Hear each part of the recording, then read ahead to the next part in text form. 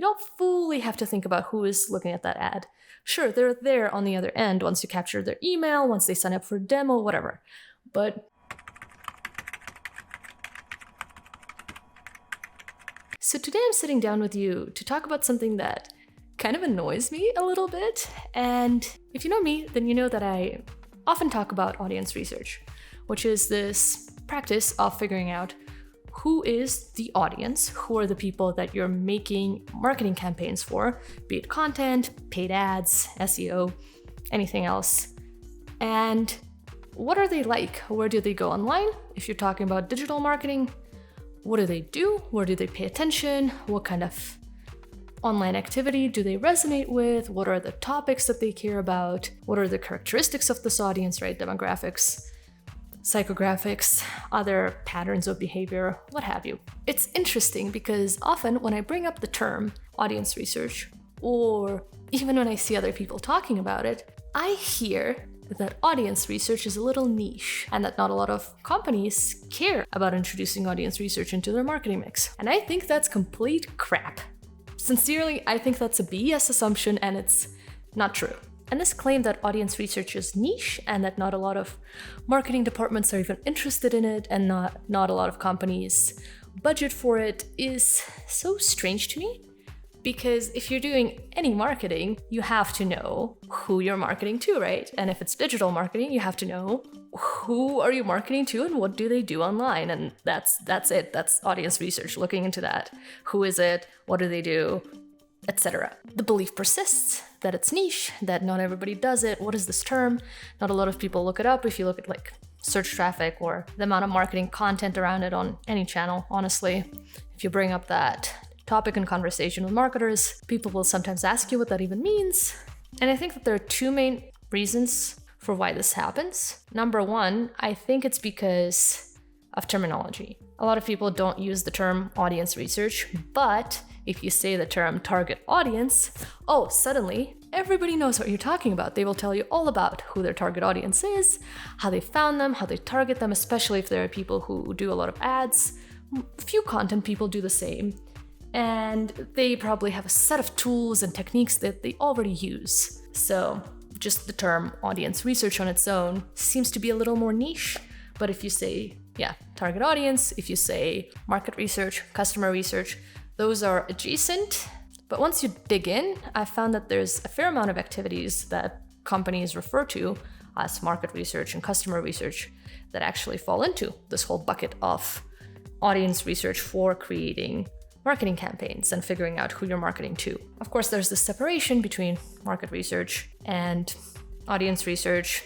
Not everybody in your audience is necessarily your customer, but a lot of the time, the people who you are trying to reach with your marketing are helping you get to the customer or get more customers in one way or another. Then the second reason for why I think this belief persists and why people think that audience research is so niche is honestly because a lot of the marketing tactics that a lot of people have gotten used to, including me, in the last decade or so, are not very conducive to audience research because a lot of us have gotten very reliant on these tactics-based marketing activities. Things like SEO. We're focusing on one channel, it's search, we're following algorithm updates, we're figuring out, how to make things rank, and, there's this almost side effect or consequence of doing SEO and optimizing for search where more people will see the article, right? There are clicks, there are impressions, but the people are not the main goal. It's Google, it's Bing, it's the search engine. Then there's things like ad platforms. You're optimizing your cost per click. You're optimizing for getting maybe the right target audience, and you have a few settings you fiddle with, but a lot of those settings have kind of gone away. And then there's smart targeting, and you don't really fully have to think about who's clicking on your things. You don't fully have to think about who is looking at that ad. Sure, they're there on the other end once you capture their email, once they sign up for a demo, whatever. But when you're doing the marketing, you're not thinking about them that much. I honestly think that served us dirty because so many of us who were brought up in this era of attribution, channel-driven digital marketing, we don't know a lot of marketing fundamentals. We don't often think about the person on the other side. If you're doing more old school marketing, you're often doing interviews, you're doing focus groups, you're going out and you're dealing with brand impressions, and you're actually... That's thunder. There's a thunderstorm. But if you're doing more old school marketing, you have to deal with the people, right? You would do surveys, you'd do focus groups, you would seek people out, you would probably, do interviews all the time, and you'd know who they are, you'd know how to define them, you could build out a nice profile of them. And of course, sometimes those profiles would be completely shallow and off the mark, but you at least get into this habit of thinking about the person on the other side, the person who sees your marketing. But I think when you're looking at Google Search Console or, any of the SEO optimization tools, a lot of the ad platforms, when you look at those things, even your social media analytics, it's so easy to abstract away the fact that there's a person that you're trying to reach there, right? And especially in B2B, we're trying to reach business people. You have the title, you have their industry, you have their vertical, but you forget that they're people, and you often don't really know who they are. And I find that people are guessing. We start working with clients and we're like, okay, who has your marketing reached so far? Or who are you trying to reach?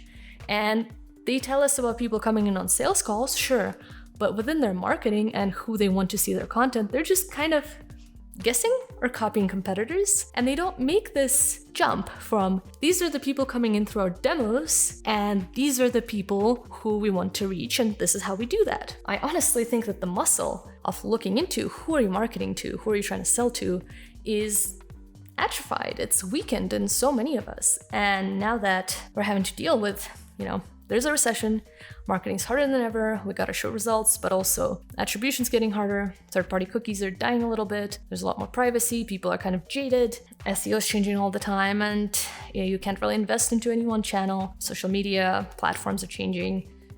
We have to try more things, and we have to change our approaches, because it's harder than ever to stand out if you're doing the same thing you were doing 3 years ago, 2 years ago, maybe even 1 year ago. And what we have to get back to are the fundamentals. Figure out who your customers are, figure out who you want them to be, figure out where they go online and what they like, but also don't focus just on your customers, because very often you can reach them and people like them through whoever they pay attention to. Who is the publication that they read? Who is the influencer that they look at? Who is somebody that they look at links from and get recommendations from? Who is their colleague? Maybe even their relative, right? Who are the people that they trust? And how do we reach both this potential customer and the people around them? And that together is our audience. And we can't make good marketing if we don't research them, and if we don't plan around them, and if we don't design a strategy around them. So yeah, I think it's pretty silly and backwards that audience research is considered niche. Even my friends at SparkToro, right? An audience research software that is built for this and that I love very dearly, even they say that audience research is niche and that there's not much of a market for it. And I don't believe it. I don't believe it. Maybe we need to change the vocabulary. Maybe we need a bit of a mindset shift, but whether we know it or not, we are doing some sort of researching our audience, or if we're not, we're outsourcing it to somebody else or a tool that's assuming things. And now when we need to optimize our budgets and figure out how to actually get more results out of our marketing, why would we not claim back that control?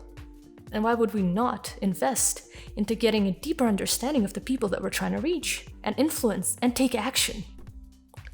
To me, that's a no-brainer, but maybe you disagree. Thank you for listening, and I do sincerely hope that there will be a bit of a mindset shift. I would like to see it happen. Let's see how things go. Bye-bye.